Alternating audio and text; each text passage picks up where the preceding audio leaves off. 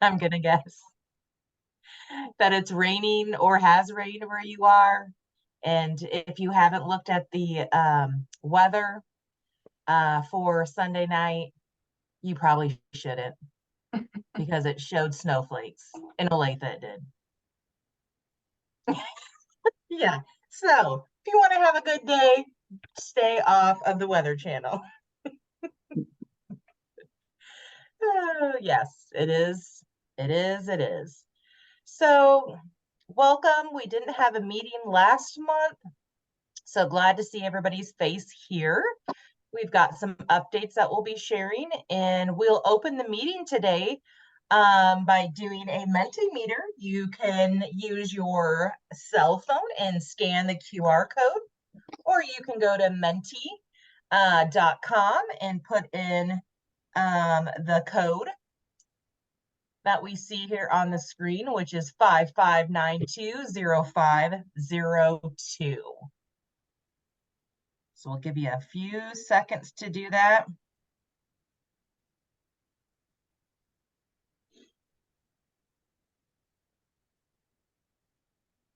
Get mine up.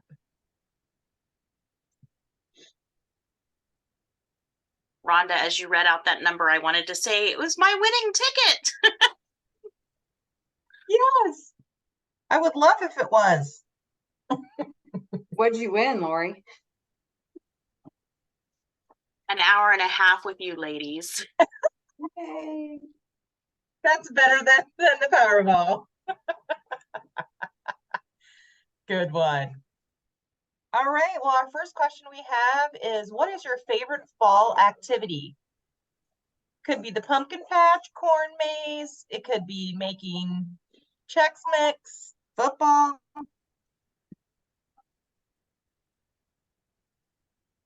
And you can do a few of them.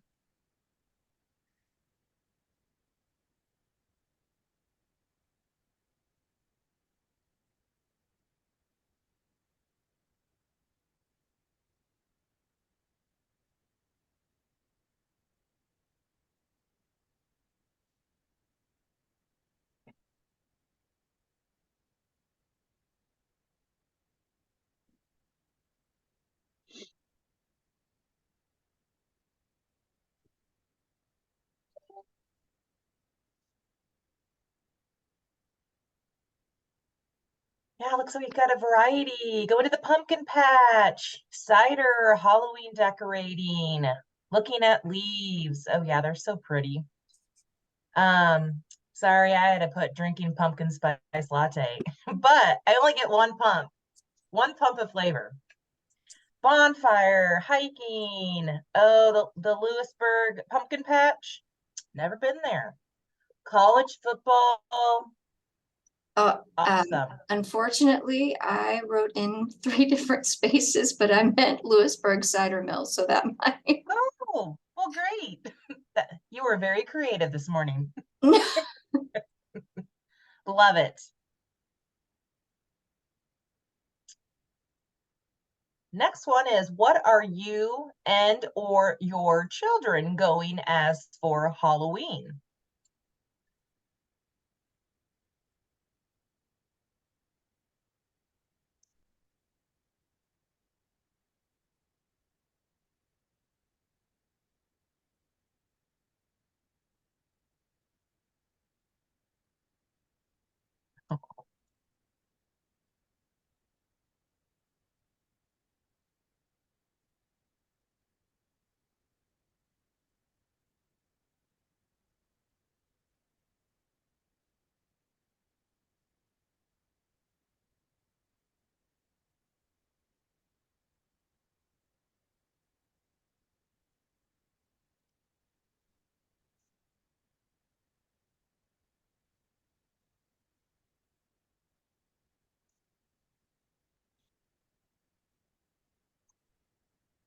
Old timey golfer, fairy, Eminem, David Rose, Gru and Lucy, me, that's scary enough. Witch. Love it. I have no clue.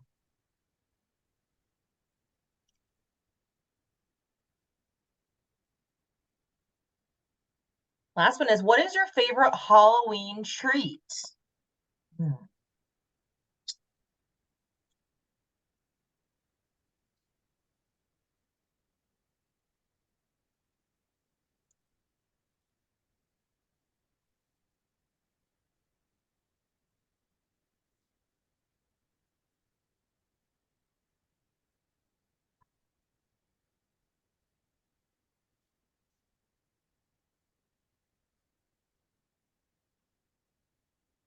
Caramel corn, popcorn balls, Aunt Jean popcorn ball. Hmm.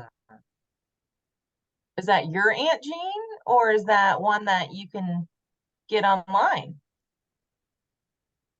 Sadly, last year was the last year my great aunt was making popcorn balls, so I will never have an Aunt Jean popcorn ball again. Oh, that's such a good story. Aw. Lori, have you attempted to recreate her recipe, or does she just do something so special? I think she puts crack in it or something because she's given the recipe, but it's not right. So Illegal Aunt Jean popcorn balls. I love it. Oh, I love those memories that we have with our family and friends. Awesome. Thanks, everybody. So now that we are motivated with our opening activities, here is our agenda today. We are going to just do a round robin of, updates that you want to share with the group since we haven't met together for a month. I think it would be nice to provide that opportunity. And then we'll talk about our implementation group, knapsack report, setting up the next date. We may or may not end early. I do have to leave a little bit after 10 to get to Lawrence in the rain. So I will hand it off to Lori then, but let's go ahead, and if you have any organizational updates that you'd like to share with the group, this would be a great time. And if you are new to our meeting, if you could introduce yourself would be great. I'll jump in, Rhonda. I don't know if this is really related to our sector meeting, but I did want everybody to know that we are in the search for a new executive director for Child Care Aware of Kansas. I really thought I might be able to slide out my time with just going through 2 EDs, but someone else had another plan. So we are in the process of getting quotes from search firms. We will be doing a national search, but if you know of anybody that might be interested in taking on that position, leading a group, we have about 60, 65, 70 staff members, I don't know, from day to day. We are a statewide organization. So if you know of anybody that's interested, you can certainly connect with me, and when we get that information out there publicly. But we do want to have I hope that they do a very thorough search, because it is a very important role to have, and a lot going on. Someone that has had leadership experience, early childhood experience, or at least in that type of a role. So I'll just throw that out there. Yeah, a lot of change going on.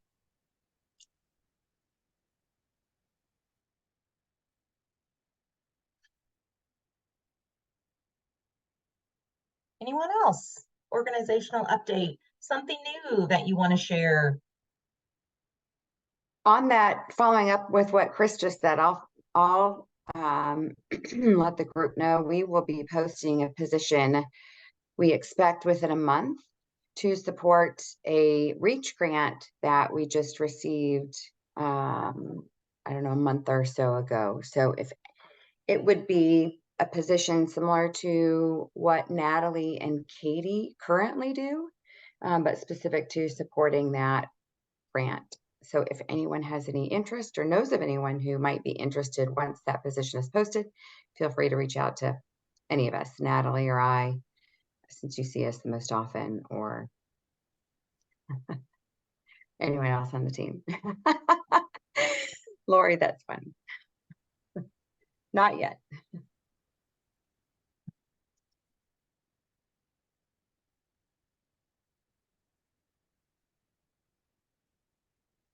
Anyone else?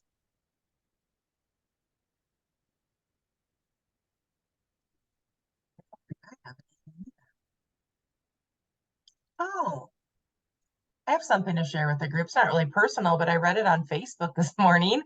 But it's related to early childhood, but the Burlington Head Start program is closed. Know if you're familiar with that, but they are north of the river, have been in existence, operating for decades, going back to my time with the YMCA of Greater Kansas City, but they didn't have any staff to come and work. So they closed their doors. Yeah. Probably, I'm gonna guess, probably a facility of 80 to 100. Mm-hmm. Yeah, infant to 5 years of age. So I was very shocked. Probably in the last 5 years, they closed the early learning program in Olathe. And I was a director there from 05 to 07. And I mean, we had a wait list. We only had 4 classrooms. It was always full. So definitely tough times right now in early childhood. Because then you wonder where all those children went to. Yeah. And nobody else has any updates or? I just have, for our organization, we do have a new health department director, Eli Caldwell. So we're looking forward to seeing what type of leadership and direction we head with that. And additionally, one of our deputy directors has put in her resignation. So her last day will be November 1st. So lots of changes on the higher Yeah. end, but those of us with our boots on the ground are still trudging through the mud. Yeah, wow. It's a big change too. Big change. Well, if Um, nobody, yeah, go ahead, Sandra. Oh, I don't know if I mentioned this before. The federal government, Congress they've been kind of working to come to an agreement with federal funding for well, it entails WIC money. And I can't remember the name of can't remember the name of the bill. It's a minibus. Basically, it provides WIC funding. And for several months now, they've been kind of in limbo.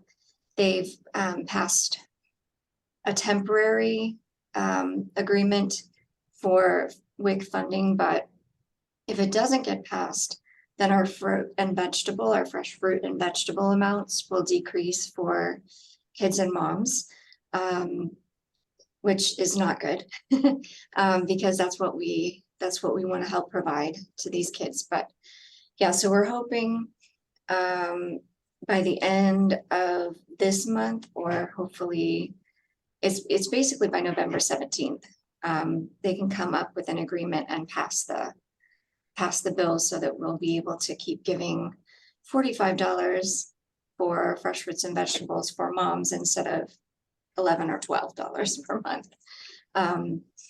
Which is, yeah, it's big, and also, I mean, it's a small amount for fruit and vegetable, but $11 is not going to do much at all. So anyway, that's what we're kind of waiting on. And I will keep everyone updated. Nice. It's a great update as well.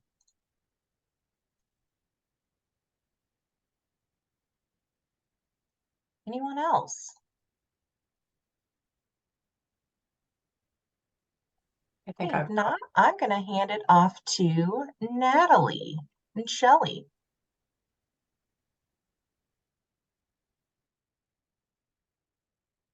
okay.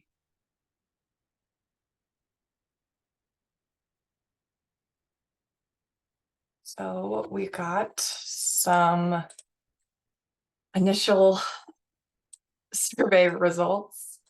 I think we ended up having 91 usable responses. A couple were duplicates and one wasn't like a complete answer. No, I can't. Find the document.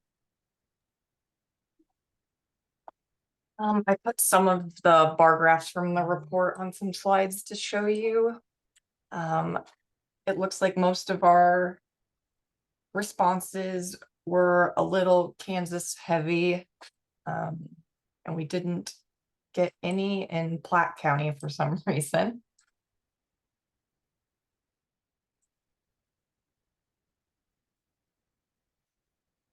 So the totals from a distribution standpoint were 66 from Kansas and 27 from Missouri. Hmm.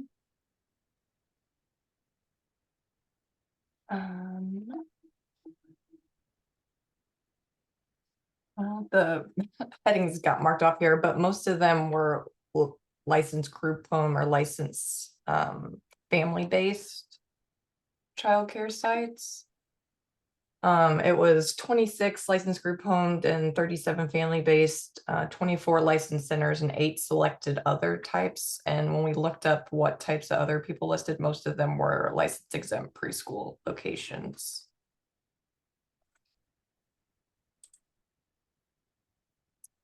Hey Natalie, with that last one, did we end up sending, I thought it has the home visiting program. Did we end up sending it out to those? Because I thought we weren't. Is that why we got 0? Because we didn't approach them? I think I left it on there because we had initially shared it with a couple of home visiting programs when we were doing the review of it. So I didn't want them to feel excluded if they ended up sharing it with someone. But it doesn't look like anyone from those locations share. Okay, thank you. When we asked the question, where would you like these resources to be? I think most, sorry that these headings cut off. I didn't realize they were going to, but most people put the Child Care Aware website, the second being the Family Conservancy, third, well, it was almost tied with the Health Department Licensing Agency and the Kansas City Physical Activity Plan website. There was someone put like a type-in answer that like the DESI website or a link from that type of website. And just to give some additional context related to that, everyone who responded said accessing the resources on a single website would be useful. So then, as you remember, the follow-up question was where, and this is what the distribution was. And like Natalie said, that comment, so there was DESI, so that's probably some of the people in Missouri responding. And the specific comment was a link from another common website, which is exactly what we're trying to get at. So that part is good, although it doesn't necessarily answer which website to put it on. Although whichever one the resources are housed on, a link on the others, especially those listed here, makes a lot of sense. That's what I was just gonna say, Shelley. I think on our last conversation, maybe it was just that small group we talked about, like on Child Care Aware, we would simply have a link to go to the collaborative website. So we can drive folks there to have them start using that as a resource. Because I'm not about to keep up with all the information that comes out. Y'all can do that. I'll just provide the link to that. And I think that's what many of us will do. And we can put it out on lots of different websites where people might be going. Of every of the 90 people that filled it out, 77 said that they needed more provider resources for physical activity. When asked about which type of resources they had more of, I think it was a pretty toolkits, different types of activities. Pretty much all of them were selected in a similar disbursement. And then we had a couple write-in options of what they would like more of, and they wrote traveling physical activity programs that visit centers and guest presentations. When we asked if they'd like to join the distribution list, almost 79 people said that they wanted to join our early childhood distribution list. And of the 90, all but 5 people said that they wanted the incentive that we were providing.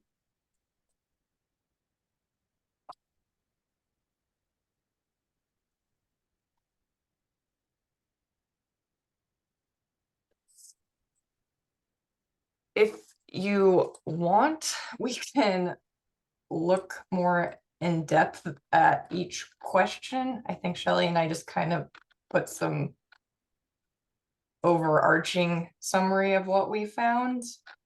It's kind of overwhelming because it for each resource of the 26 that we listed, there was 2 or 3 questions.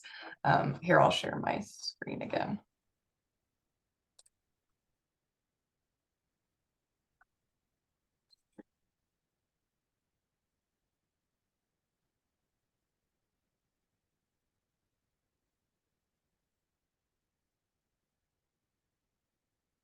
So this chart that you can see right now is people selecting if they were familiar with the resource. Natalie, I don't see a chart. Oh. Maybe others do. Okay, good. I'm not the only one.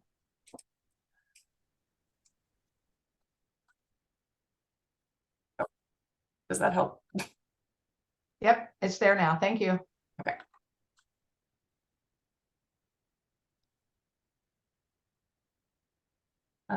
I think these 3 right here were the most, so the Sesame Street ones, and then the Go Knapsack had the most familiarity.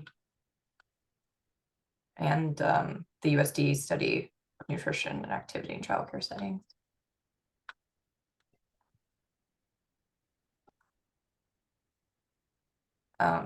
Natalie, can you go to question 27? That's none of these. That means they're familiar with none of those.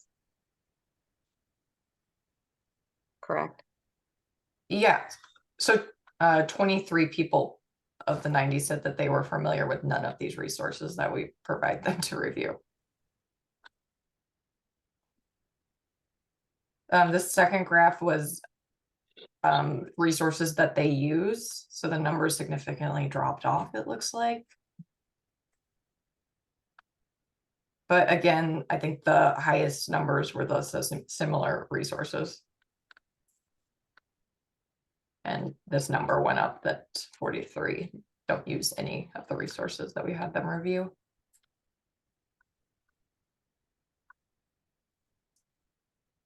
The next So graph was, oh, sorry, go ahead. Scroll up one a little bit. So where it says, please list additional physical activity promoting resources we haven't included.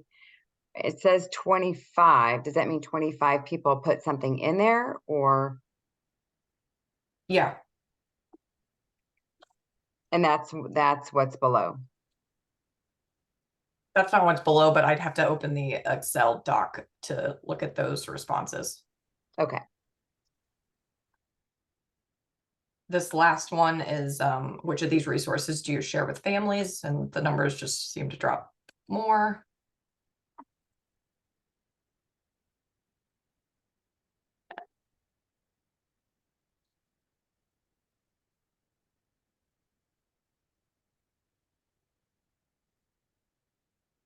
And then for each of the resources, it goes through how often they use them, yearly, monthly, weekly, or daily. If you're interested in looking at one of the particular resources, I could go to that. I'm curious about Go Knapsack. Okay.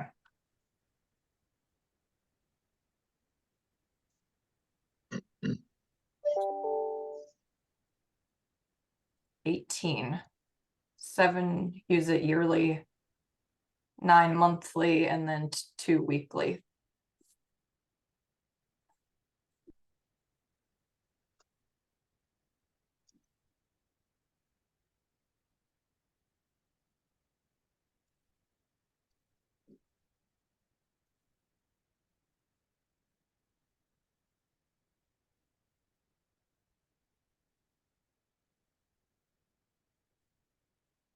Hey Natalie, can you scroll back down? Just what was that one that had just everybody on the bottom was using it daily? Okay, right there. Oh, it was just one person that It's had just one responded. person, Okay, yeah. I was like, whatever that was, there that we need to know that one.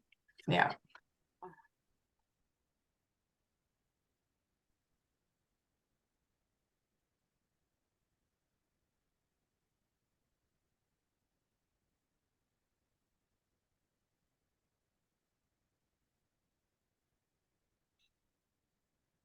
These next breakdown of questions is how do you use them for best practices, policy, lesson planning, family engagement, or professional development?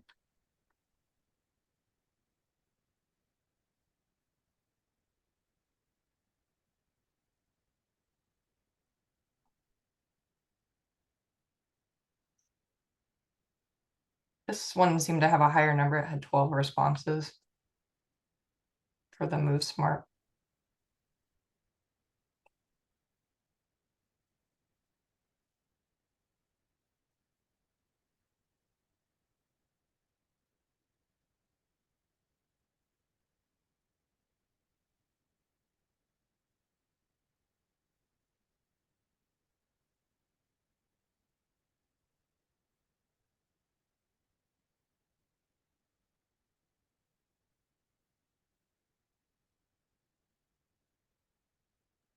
Natalie, is this something you can send out so we can look at it? I can try.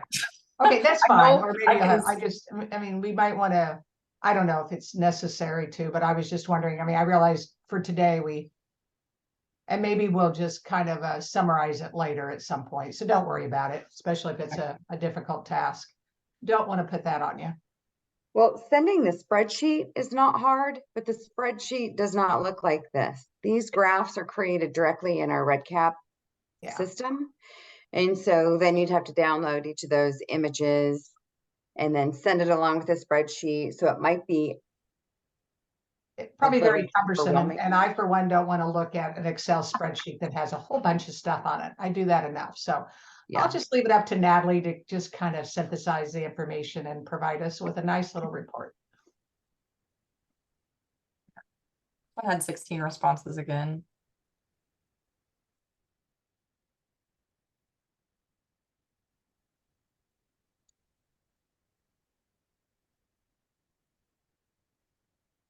Go Knapsack had the most, 18.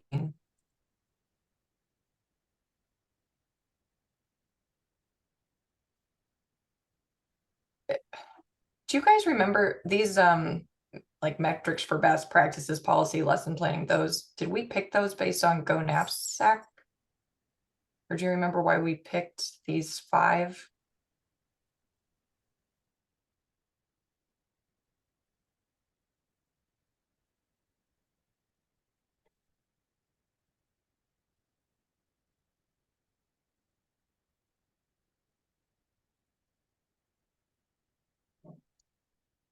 I do not remember. I don't know if anybody I else. couldn't remember Like, either.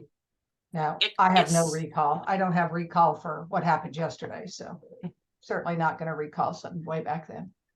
it seems like we did pull those from something, but I don't.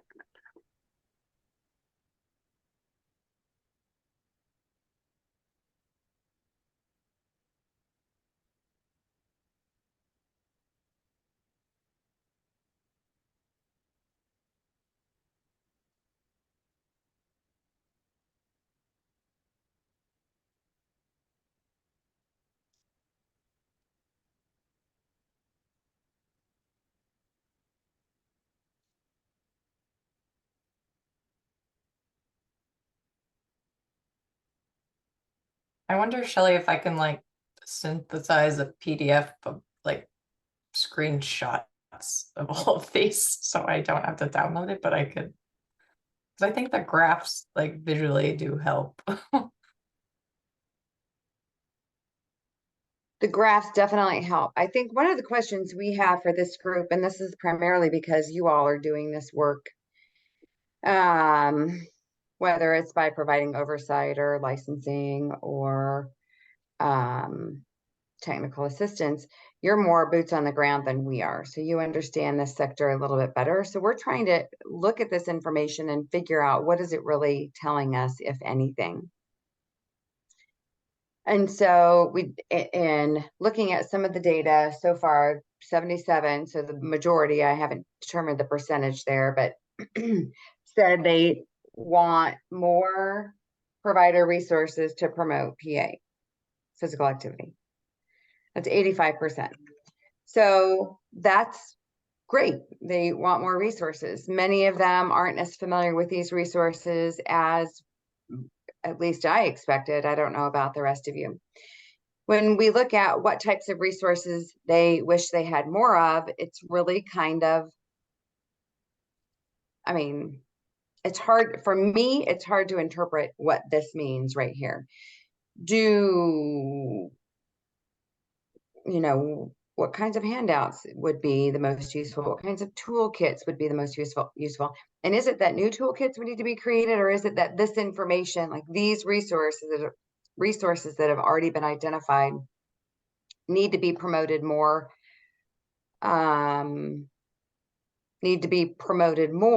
to early care and education programs through those organizations working with them? So I don't know, which is why we want all of your feedback to give us suggestions on what do we, now that we've gotten this information. This is a lot more information than we ever thought we would get back. Now, what do we do with it? What are our next steps here?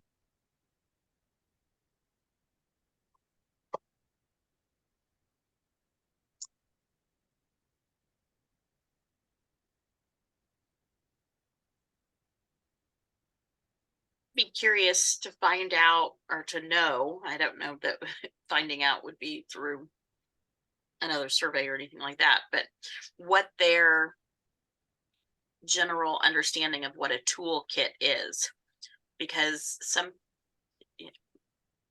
sometimes that's going to be an online toolkit where you have all of the resources and things put together and kind of step by step, here it is.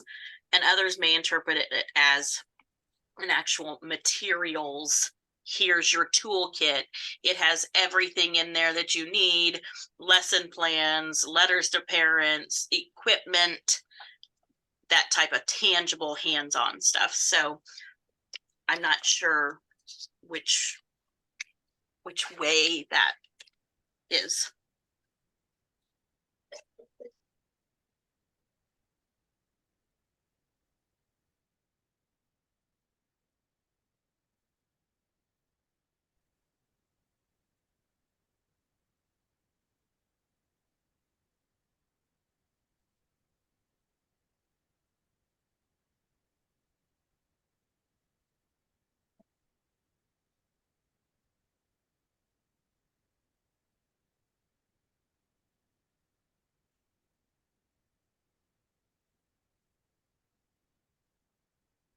Did any of you want to look at anything again?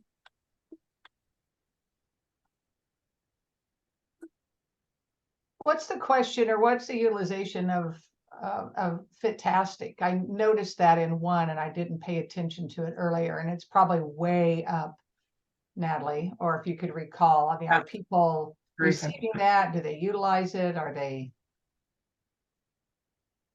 pleased with it? Remember what number Fitastic was? I always like getting it and sharing it out.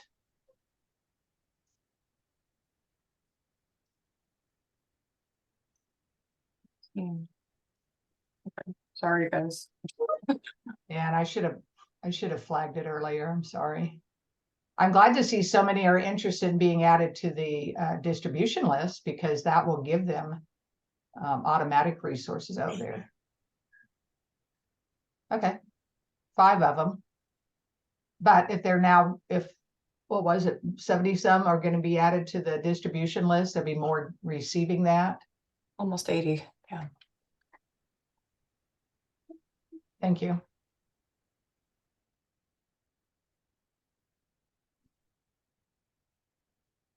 Another thing is like, as we look at these, are we gonna set criteria of which resources we think are important to include?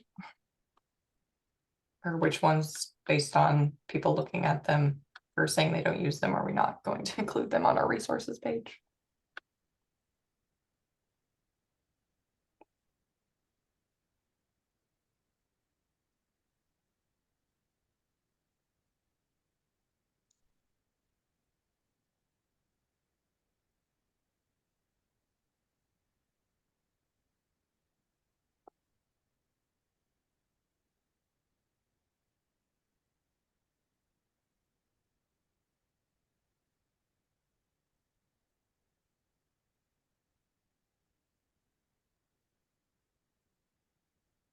I think arguably, we don't want to not include it just because they didn't know about it, because this is the opportunity to provide them resources that they don't know about and a hub to go to find some of those new and different resources.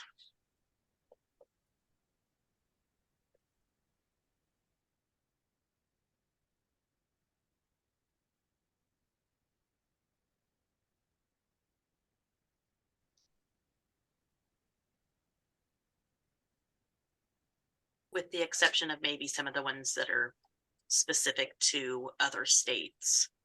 I mean, obviously we want Kansas and Missouri, but as I'm looking right there, like the Iowa, I'm not sure exactly what it is, but it may not need to be.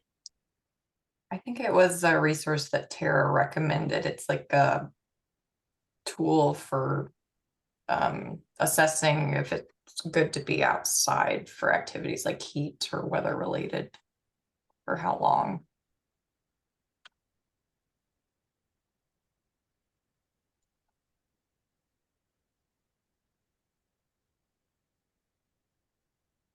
Maybe that could or should be replaced with the Kansas weather chart that Child Care Aware has created.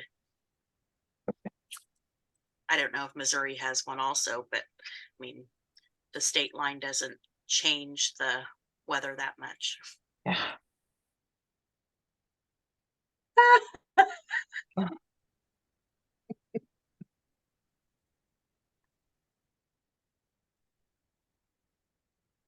I think just looking at it, I think some of the like guidelines and reports don't seem to have as high usage numbers. But maybe people should still know what those are.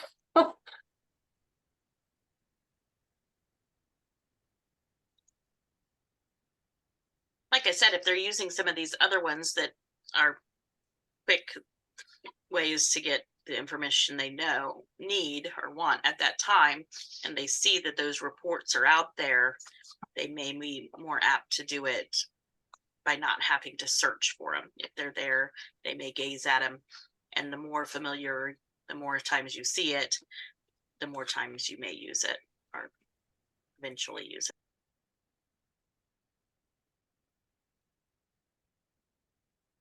So for notes purposes, are we leaning towards putting this on the KCPA plan website and then reaching out to those other locations to see if they'll put a link to it? Okay.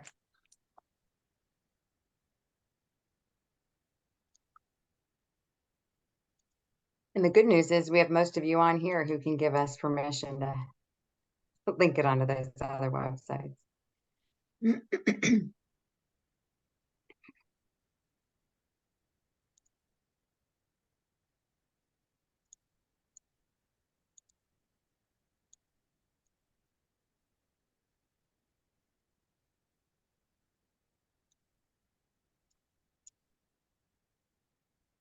Chris, does Child Care Aware already have the KC physical activity plan itself as a link?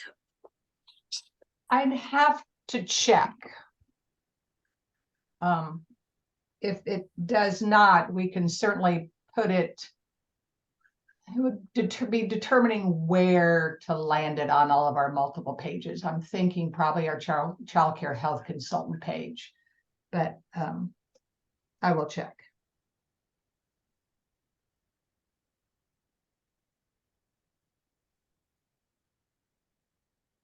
was just wondering if we're kind of missing an opportunity to get the plan as a whole out. Yeah. As well.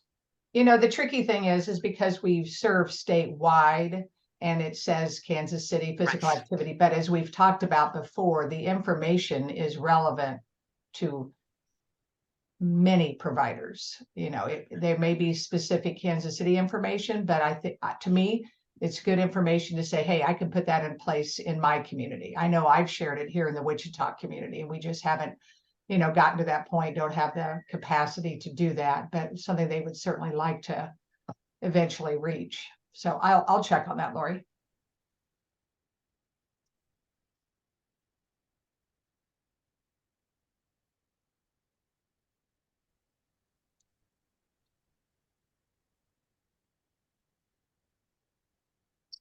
So the other ones were the Health Department Licensing Agency and the Family Conservancy and DESZ website. So do you think like Lisa with the Move Smart website might put a link to it, and who at the Family Conserv, like Emma, or I should ask maybe?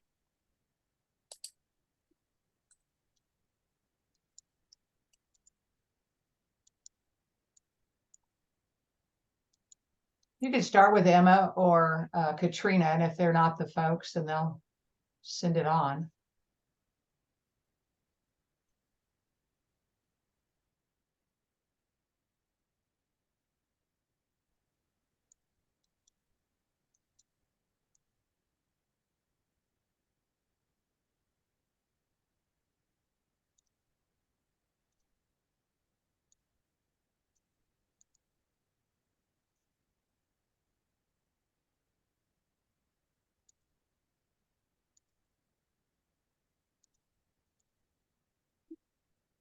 Okay.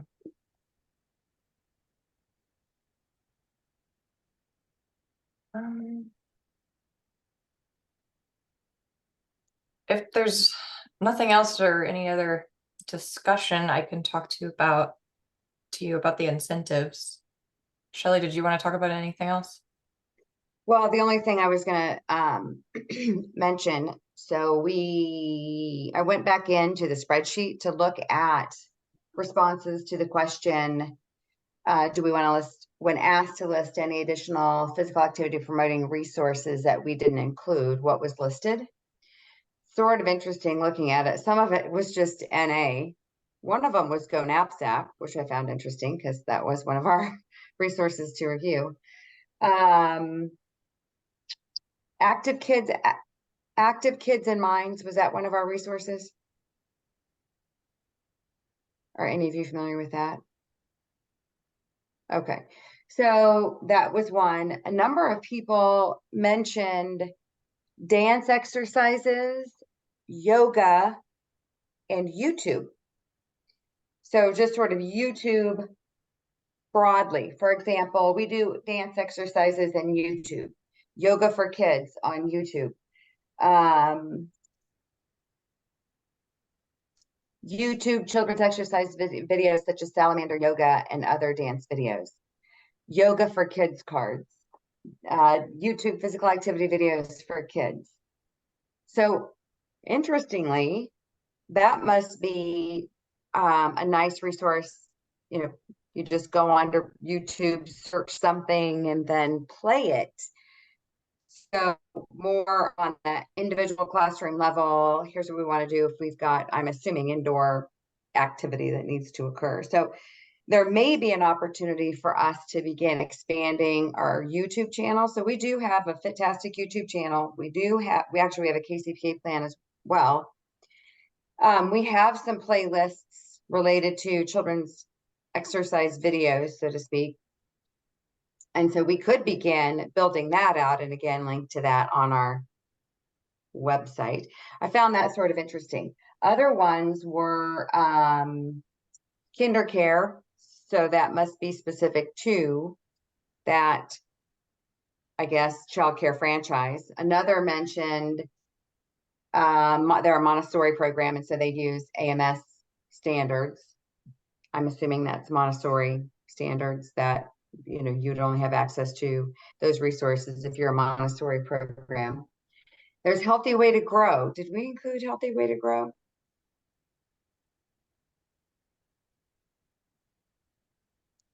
Unclear. I'm not sure. And there was a mention that they used to contract with Gymboree Play and Music, and the teachers would come to their program for a 30-minute movement music program with the students. And then, so apparently the person who was doing that left, and they created their own Gym Jam themselves. So there are some other resources that specific centers might have access to that we wouldn't be able to promote on here, which I think is fine. That's, you know, not a problem at all. And I'm glad to know that people within the centers know that resources, additional resources are available to them. So there's not a lot of, again, the most relevant one that I looked at is videos on YouTube.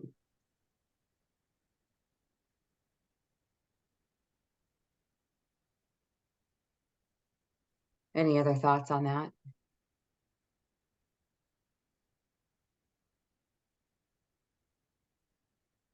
Unless we're gonna send, sorry, go Go ahead. ahead. You go I ahead. was just gonna say, unless we're gonna send Natalie out to do her own Gym Jam to all these programs. Keep her from going cross-eyed looking at spreadsheets.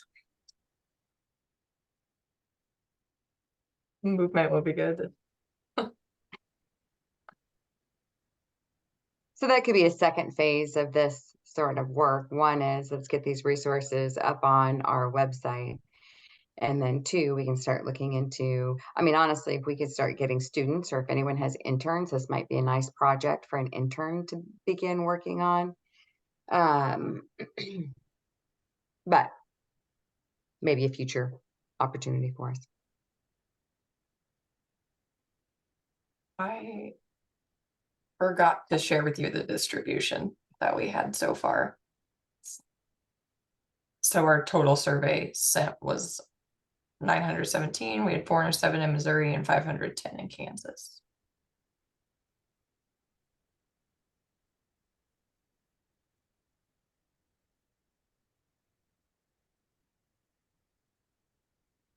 Are those the responses that we got back? This is just who we sent it out to. Okay. No, we had, So that's about a 10% response. Is that my quick rudimentary math? Yes. And I think our goal was somewhere around 5%, which is why we said it's a pretty impressive response rate.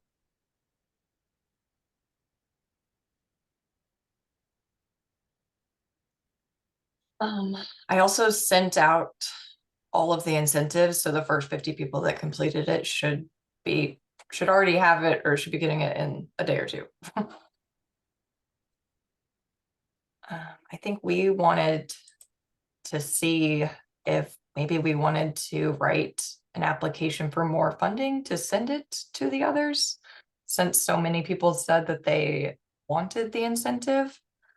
We've used, I think, 7,300 of the funds that we had available, and we still have $7,700 left to spend as a sector. Or do we want to talk about maybe using it for a different project? I totally would support doing an application to get it to those others. Yes, we said the first 50, but we didn't expect to get double that. So Yeah. That's awesome. For those of you who are familiar with that resource, are there activities that can be implemented in the classroom in the resource? So I'm thinking back to the YouTube responses, and if in those incentives, there are physical activity, like I'm thinking like they can put it in their TV, turn it on, and now they can guide kids through physical activity by using that resource. Is that the case? Are you talking about Dr. Kraft? Yes. No. The whole idea, this is where I say I have some mixed feelings, because we, and I'm going to include myself, have a tendency in the early childhood sector to like to use videos not in an active way. So Dr. Kraft's examples are for the provider, the early childhood professional, to be engaged and up and moving with. And my fear is this is an uphill battle that we've had for decades. But you know, a best practice is not to have any screen time at all unless you are being physically active. So I hope and have good intent that professionals would want to be engaged. But often we use that for a break for teachers. And we put a video in and sit in a chair and watch children move. I would totally agree with you, Rhonda. And then there's the balance of family childcare providers where they really do need at times something to keep the kids active while they're doing preparation for food. Yeah. But if the bottom line is that it needs to be something on the screen that the children are engaging with, and the professional is as much as they can engaging with them. And I say that as much as they can because they're you know, if I was a family childcare provider, I would love to have some active movement, you know, activity so I could plop it in there as I'm getting lunch out and those type of things. But it's always a balance, because you don't want them to use it as a crutch. To have them sit back and drink their soda and eat their, you know, Snickers bar or whatever, you know, the extreme. That's the extreme, but it does happen. It does. I've seen Days of Our Lives playing before. No longer, because you have to get it on Peacock. So just, sorry, my mom watches it. Yeah. But Okay, with Dr. Kraft, I think her video gives you some examples for role modeling, and it's her doing the activities with the children. So it's more of a training piece for staff. And maybe that's what some of our follow-up information can be in newsletters or, you know, communication is, you know, the importance of adults modeling the activities for the kiddos, that we're not providing these so you can just sit back. It's, you know, with any of us, you know, peer pressure, modeling. If somebody's doing something, then, you know, more than likely we're going to get up and do that also. And that's what we want those professionals to be doing. so if I'm understanding correctly, the resource, the Diane Craft resource that we sent does have examples of how the teacher can guide kids through physical activity.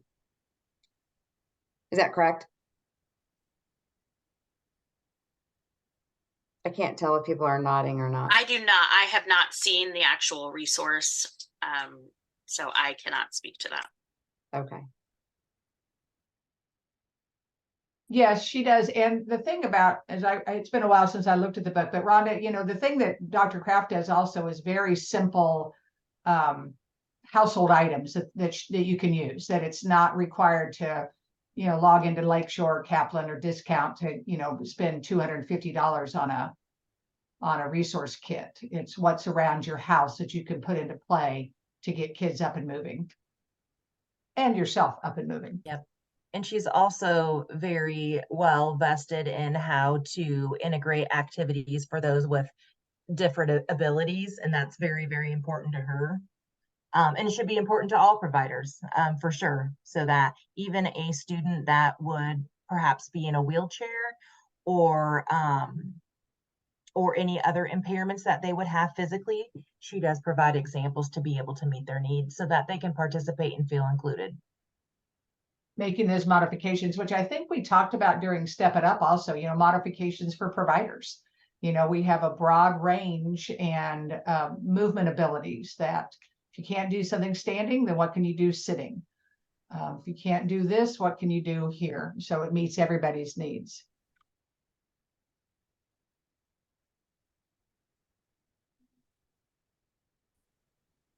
I think in the past, we maybe discussed having Dr. Kraft do an in-person training in Kansas City. That might be another option for using some of our money. Has she ever came to the Kansas side? It's always been Missouri. I do not recall her ever being in Kansas. Yeah, I think it's been funding that was very specific for Missouri. Yeah. One was through Lisa's work that she does, and then the other one I think was with Missouri Head Start or something. I remember the Family Conservancy was involved with it, but I think it could have been Educare. Maybe it was Educare money or something.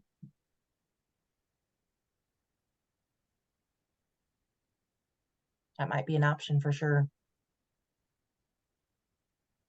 I don't know anybody else that,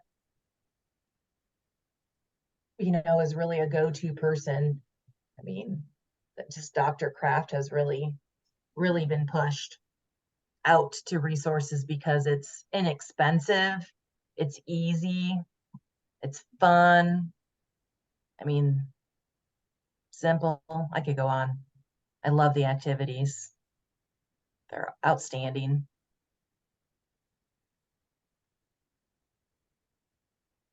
And have any of you worked directly with Dr. Kraft? I've met her, but not worked with her. Think Well, I Lisa just knows. wondered what opportunity there might be for a recording of her presentation that we might be able to use for a period of time. Like I Yeah. can imagine she doesn't want someone to have access to that information in perpetuity because that impacts her both skills, knowledge, hard work, etc. But if there are a way to do that that helps us address a couple of strategies in the early childhood sector for the PA plan, and one of them is professional development or related to professional development. And so if we were able to bring her to Kansas City and record and make that available through us, so like there'd be a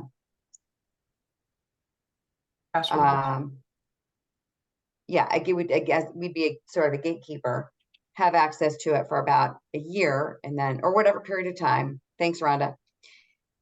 We might be able to support that. And that makes a little bit more sense when we think about sustainability of work like this. We might be able to track our reach a little bit better over the course of a year. We might be able to get feedback over the course of the year to help us guide future directions. And so Lisa, wasn't it Lisa that set up the virtual trainings on the Missouri side? So she probably would have a bet. I mean, she may be the contact, Shelley. I, like Rhonda, have met her, but I haven't set up any, you know, trainings with her. But I think it was Lisa that did that on the Missouri side for trainings. Okay. I think that's right, Chris. But if we were to do this with a focus on the Kansas side, Yeah. who from a state perspective might be a good partner? Because while we might be able to, we can apply for the funding through this sector, we are not the best people to host it. We don't have the reach and the, you know, Family Conservancy. I mean, we'd need to go Okay. through the PD at Family Conservancy, because then they would also need to submit it to KDHE for training Approval. hours. Okay. What do you all think about that option? And they should, Chris, tell me if I'm wrong, but they should also be able to submit it for Missouri credit hours, and even though and do both. Yeah, because they work by state. Yeah. And I think they couldn't do that for the Missouri ones because they weren't the host, or I can't remember the term. So if they were the ones that drove it, that you know, submitted and everything, then that wouldn't be an issue at all. But yeah, Lori, because they work by state, they'd be able to do that for both sides of the line. I like the idea, Shelley, and I do like the idea of having a video available. And maybe it's not just out there, but maybe they need to connect with somebody to get a login information. Yes. To be able to access it, and then we could track those type of things, or TA being able to be provided, or additional conversations with them. Yeah. Hmm, I have a do we have any idea why there were so many more Kansas responses than Missouri responses, or? Yeah, a little bit. For one, Chelsea Blakemore, who was going to help with distribution, left her position. And then Tara went on maternity leave, who was also going to help with Missouri distribution. But at the MoCan group, they gave me a list, so I sent it out, but it was much later than we had sent out some of the Kansas ones. I don't know if I'm remembering correctly, but Shirley and I were talking, I think in the Go Knapsack report, there were also less sites on the Missouri side than the Kansas side, but they had larger numbers at each of their sites at the Missouri side of the state. So that also might be why the distribution's a little off. So it was sent out to Missouri later than it was sent to a large number of providers in Kansas.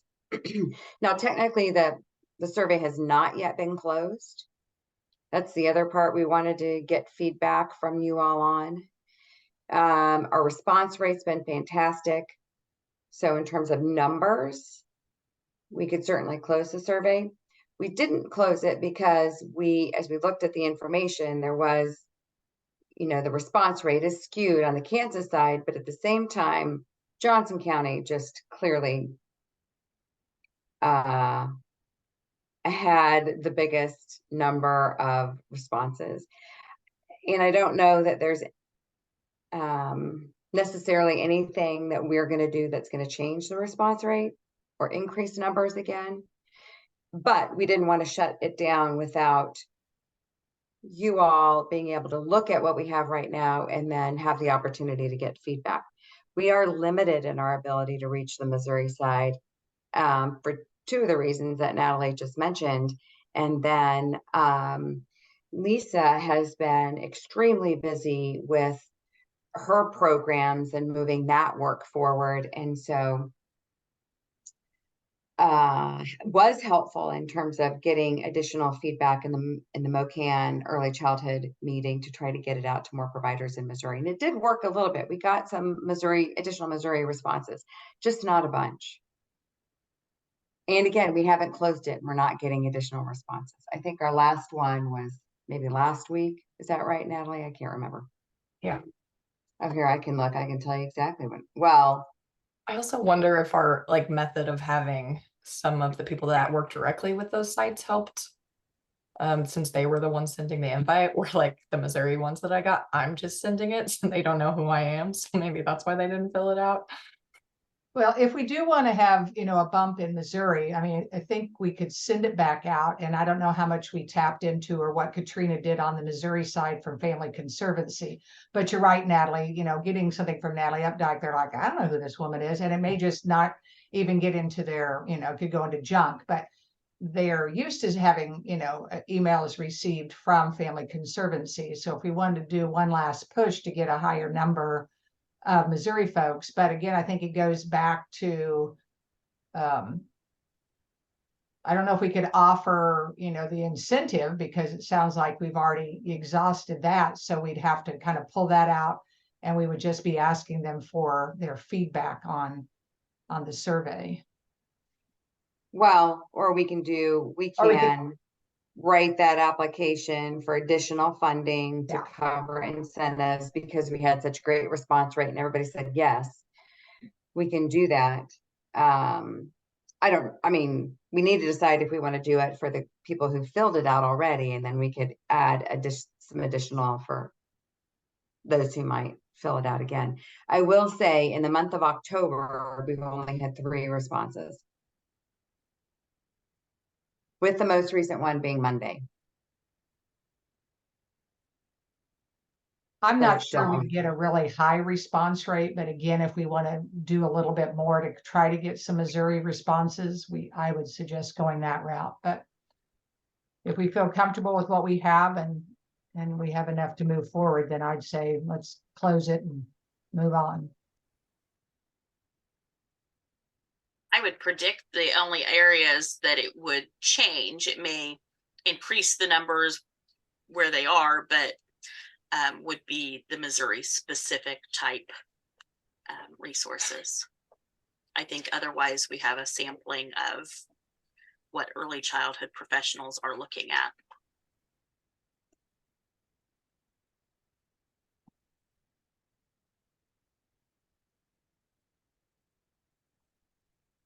Would all of you be fine with me reaching out to Dr. Kraft to talk about like what her normal costs are affiliated with doing the training? Okay.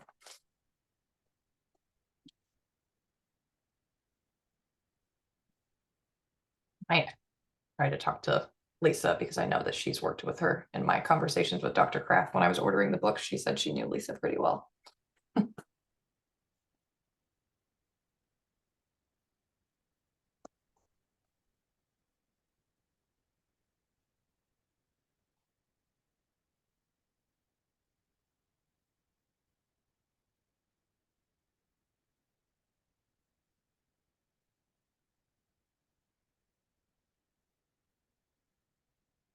Okay. Do we want to talk about our next meeting? Next month when we usually meet, it would be when Thanksgiving is, so I don't think anyone's going to be available that day. And I think December has a similar problem. We run into this every year. And oftentimes I think we cancel both of the regular meetings and schedule one meeting sort of in between those dates. Or, I mean, it could be just at a convenient time, could be sometime in November. It could be sometime between Thanksgiving and Christmas. That's sort of up to you guys, but which would you prefer? Sometime in November or a time between Thanksgiving and Christmas? I like scheduling something between the two holidays. I agree. Do that too.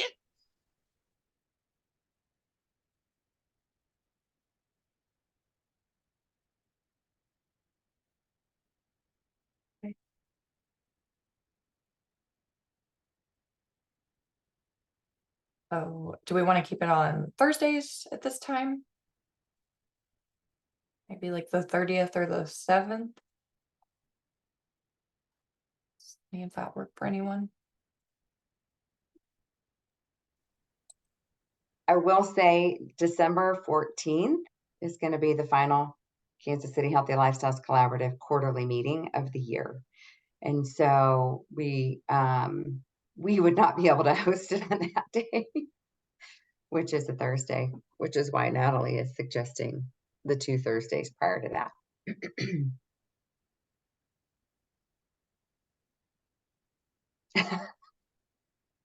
Not the zeros, Lori, the 30th.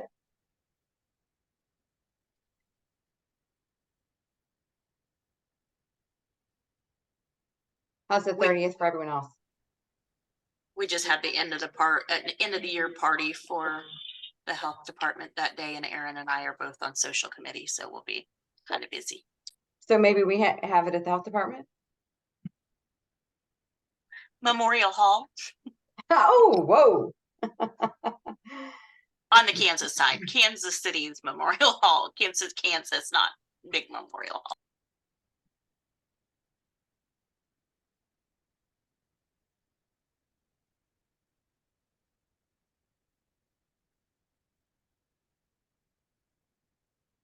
Okay, I think I'll try to schedule on the 30th. I might talk to Rhonda first to see which day works better for her. Okay.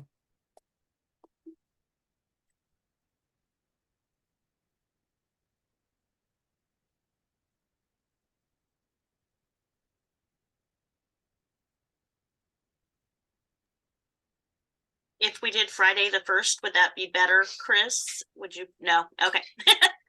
I'm at a conference that week, so yeah, no, thank you, Lori, but please move forward with what works for others. I mean, it's hard to hit a date that all can join, but thank you.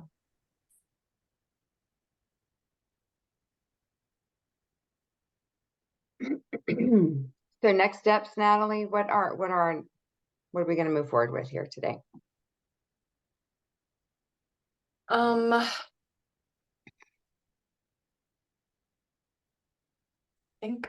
Do you think I should synthesize some more, like a summary, to share with the group at large, maybe in the newsletter? I think, yeah, that'd be great. So we've got so we can put a written, I've already started a written summary. These are the things we said, and we showed you the graph, but we have that written summary as well. We'll include that information, essentially what we reviewed. And then just to make sure we're all in agreement at this meeting, I want to think about, are we going to close the survey, or are we going to try one more push in Missouri?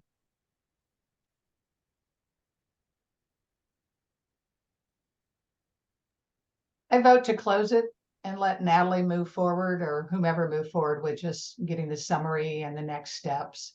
Because I think if we put it back out there, we may get a trickle. And I don't think that's going to impact our next steps. Okay, so we'll close the survey. We'll add any additional information to this. If somebody happened to fill it out in the last 3 days, we'll add that in here. We'll send the written summary of what we talked about.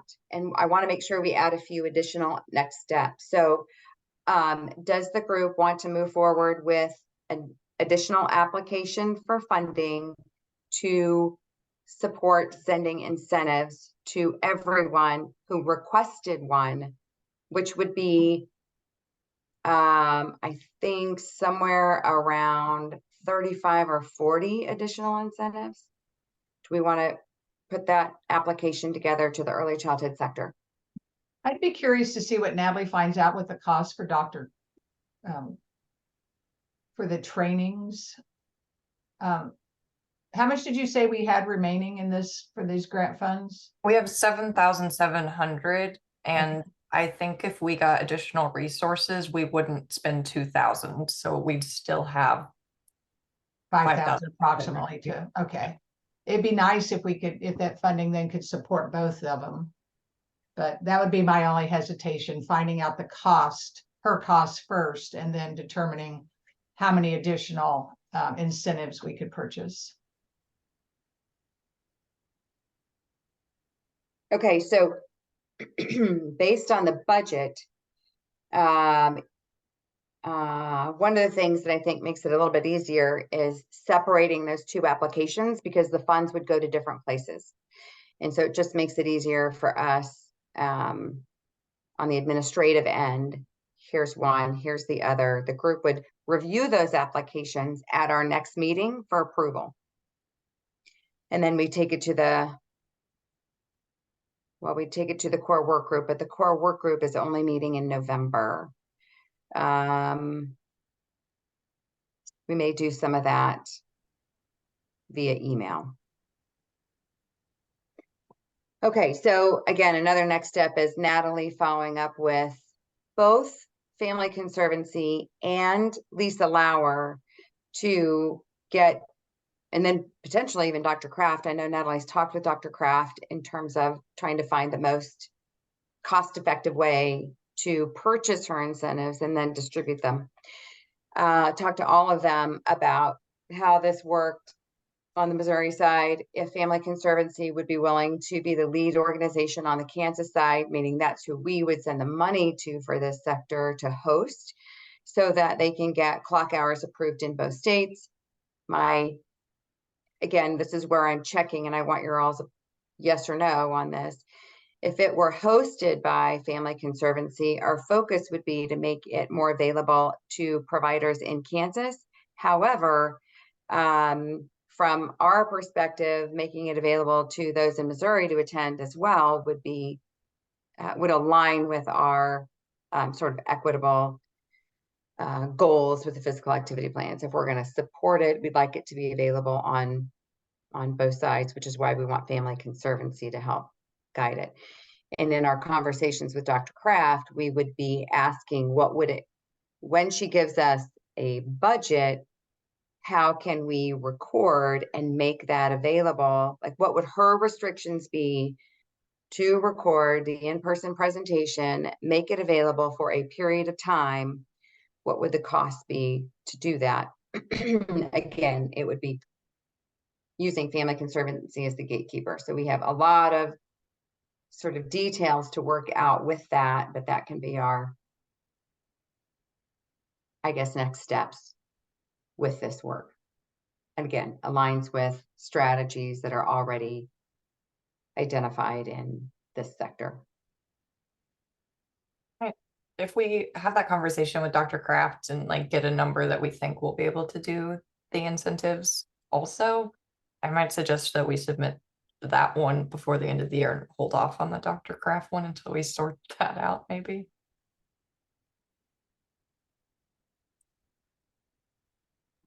I would agree, because I think we want to get those incentives out to people as close to the completion of the survey as possible, because if they, all of a sudden they get this resource in February or March, you're like, well, where'd this come from? Why'd I get this? So just aligning it. So I agree with you, Natalie. If we get that budget figured out and we have additional funds to support X amount of additional incentives, we can move forward with that.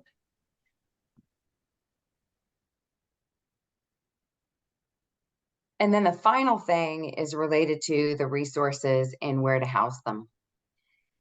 Let me see. We can begin, I'm going to share my screen for just a second as a reminder to, and this is, I'm not sure any of you would remember us going through this and doing it, but on our website, we have a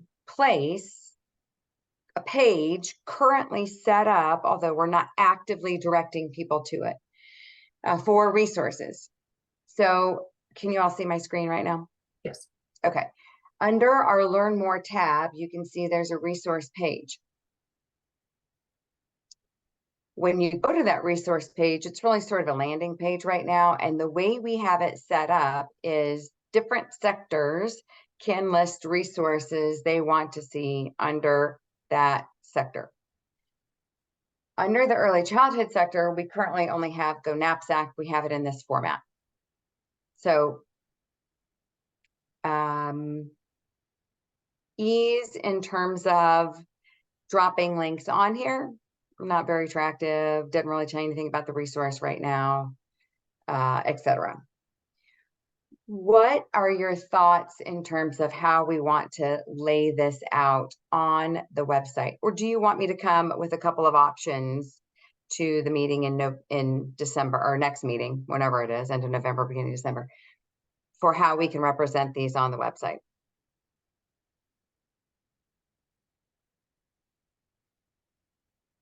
Or do you think it matters? I think it might visually be nicer if it's kind of like under our sectors tab, where like early childhood would have their own page with resources for early childhood. So meaning go over here to the sector? Not necessarily, like if there was, you could do it a couple ways. Like from that page you were just on, if you click early childhood, it could take you to a page like this, or you could put a resources tab at the top. It's kind of like the sectors. I actually know that I think will be too similar. I think it's better to maybe link it to its own page, like here. Yeah, I like that. Well, if I understand you, I want to send people to the early childhood sector page. And if we could have a link on there. Like here. Right. And if there's a link on that early childhood sector page that takes you to resources, because I'm not sure people will go to this page and search under Learn More, because what I'm going to propose for our CCHC is that we link directly to this early childhood page. And then if we can drive them to wherever those resources are located.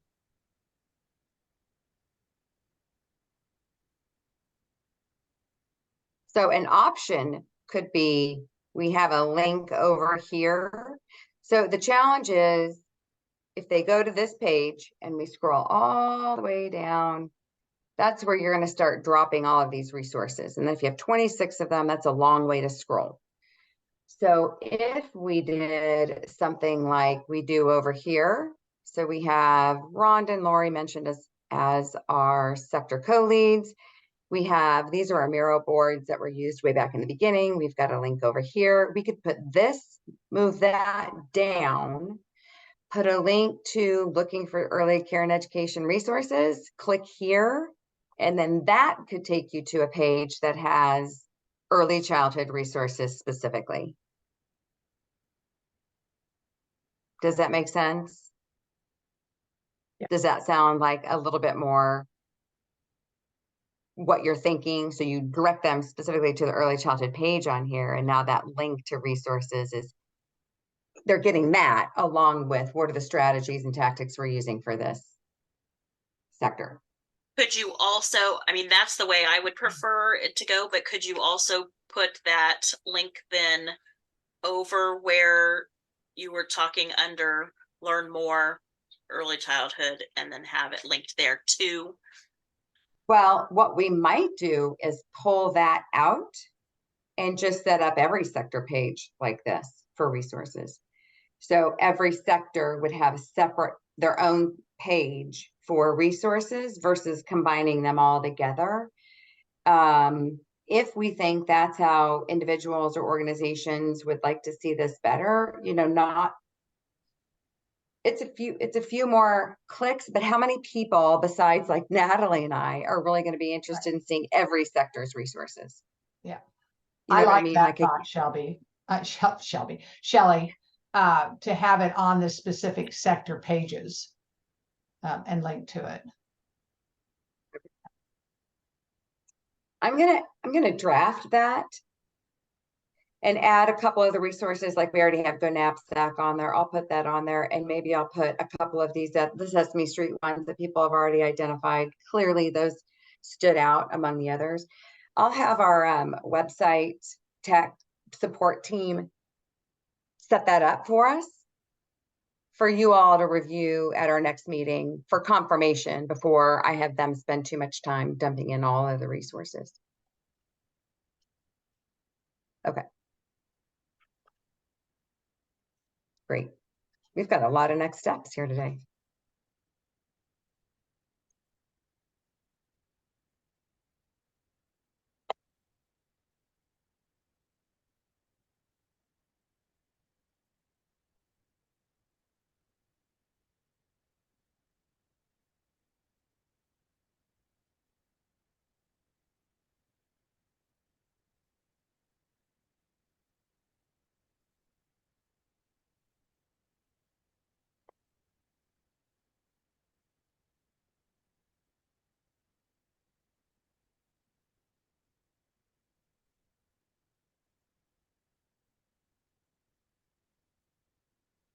Shelley, do you mind if I do a plug for the youth survey?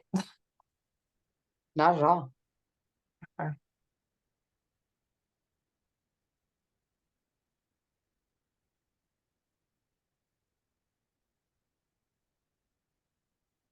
So our sports sector is working with the Aspen Institute to complete a Kansas City state of play, and our youth survey is currently active. They're gonna survey kids 3rd through 12th grade about their experience or lack of experience in sports. And we're currently having a problem getting connected with school districts. So I wanted to ask any of you if you know of any gym teachers, athletic directors, school administrators, to send those names our way. And then we can work with the Aspen Institute to reach out to them. Or if any of you work in any of these spaces, I could share a flyer with you too that you would be welcome to share. So do you want like school directors? Is it better to have like physical education teachers? Kind of just each district has been different. Like sometimes we have motivated gym teachers that are going to survey students in their classes, or sometimes it'll be a school district that'll send it out in a parent newsletter. I think they said they have the best response rate when they actually do it in person, like have the kids do it in person on a tablet or on their phone or whatever they have. Paper copies are an option, but they don't prefer those. And so like sending you an email for the physical activity teacher would work. Yes, that would be, I can follow up.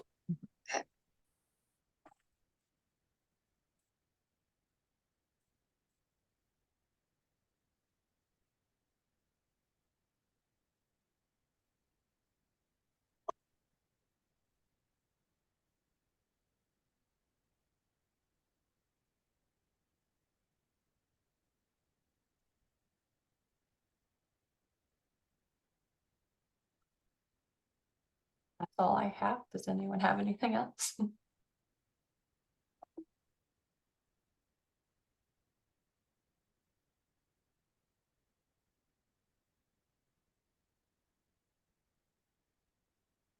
Okay. Good to see everyone. Have a great rest of your week.